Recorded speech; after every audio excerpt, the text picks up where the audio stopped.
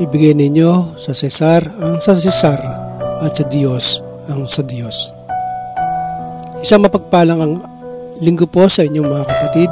Tayo po ngayon ay nasa ika-29 na linggo sa karaniwang panahon. Muli po natin pakinggan ang mga pagbasa at pagninilay sa linggong ito. Unang pagbasa. Basa mula sa aklat ni Propeta Isaias. Hinirang ng Panginoon si Ciro para maging hari, upang lupigin ang mga bansa at alisan ng kapangyarihan ang mga hari.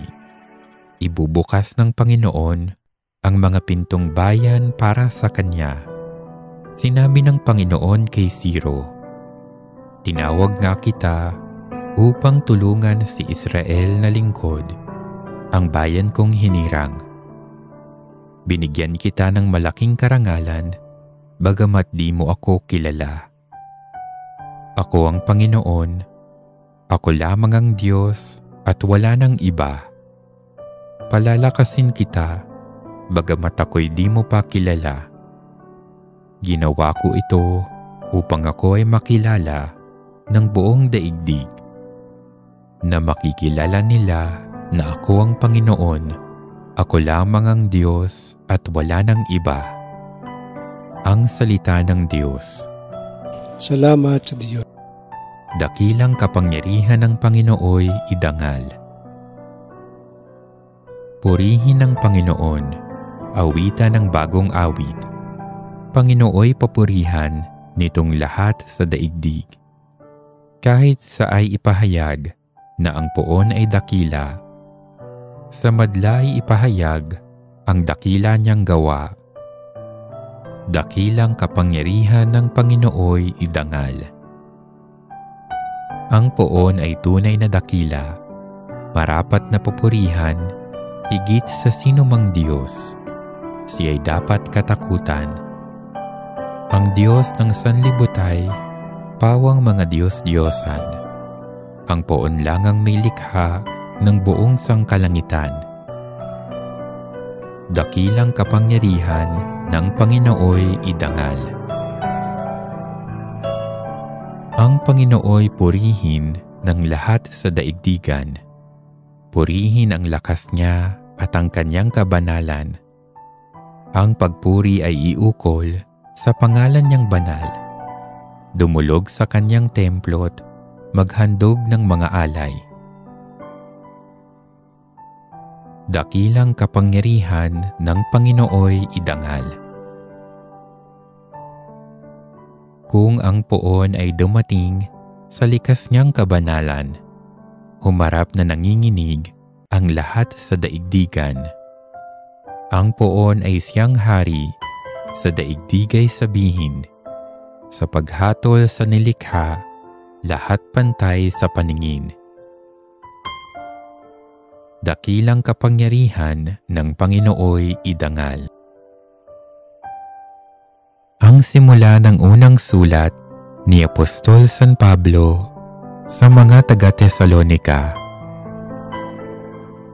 Mula kina Pablo, Silas at Timoteo, sa simbahan sa Tesalonika, mga hinirang ng Diyos Ama at ng Panginoong Hesukristo. Sumainyo nawa ang pagpapala at kapayapaan. Lagi kami nagpapasalamat sa Diyos dahil sa inyo, at tuwin ay isinasama namin kayo sa aming dalangin. Ginugunita namin sa harapan ng Diyos at Ama ang inyong mga gawang bunga ng pananampalataya, ang inyong mga pagpapagal na udyok ng pag-ibig, at ang matibay ninyong pag-asa sa Panginoong Hesukristo. Nalalaman namin, mga kapatid, na kayo'y hinirang ng Diyos na nagmamahal sa inyo. Ang mabuting balita na lubos naming pinaniniwalaan ay ipinahayag namin sa inyo, hindi sa salita lamang. Ito'y may kapangyarihan at patotoo ng Espiritu Santo. Ang salita ng Diyos. Salamat sa Diyos. Alleluia, Alleluia. Sa daigdig ay laganap, liwanag na sumisikat. Salitang buhay ng lahat. Alleluia, Alleluia. Ang mabuting balita ng Panginoon ayon kay San Mateo. Umalis ang mga Pariseyo at nag-usap-usap kung paano nila mahuhuli si Jesus sa kanyang pananalita. Kaya pinapunta nila kay Jesus ang ilan sa kanilang mga alagad, kasama ng ilang tagasunod ni Herodes. Sinabi ng mga sugo, Guro, nalalaman namin kayo tapat at itinuturo ninyo ng buong katotohanan ang ibig ng Diyos na gawin ng mga tao. Wala kayong itinatangi sapagkat patas ang pagtingin ninyo sa mga tao. Ano po ang palagay ninyo? Naaayon ba sa kautusan na magbayad ng buwis sa emperador o hindi? alam ni Jesus ang kanilang masamang layunin, kaya't sinabi niya, Kayong mga mapagkunwari, bakit binibitag ninyo ako? Ipakita ninyo sa akin ang isang salaping pambayad sa buwis. At ipinakita nga nila ang isang salaping pilak. Kaninong larawan at pangalan ang nakaukit dyan? Tanong ni Jesus. Sa emperador po. Tugon nila, kaya't sinabi niya sa kanila, Kung gayon, ibigay ninyo sa emperador ang para sa kanya, at sa Diyos ang para sa Diyos. Pagninilay, isang konsepto na pamilyar sa atin ay ang separation of church and state.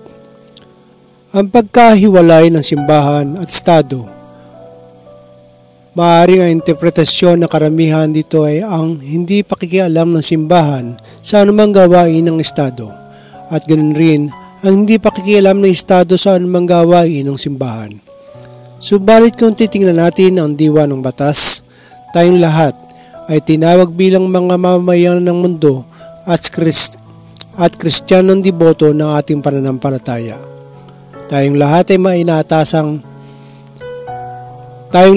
may inaatang natungkulin sa ating lipunan, daigdig, ganun rin sa ating pananampalataya bilang mga Kristiyanong Katoliko. Ang ating ebanghelyo ay ang ating tungkulin bilang mamamayan ng mundo at mamamayan ng Diyos. Palagi narinig natin ang umiiral na batas na kung tawagin ay pagkakahiwalay ng simbahan, ng simbahan at estado.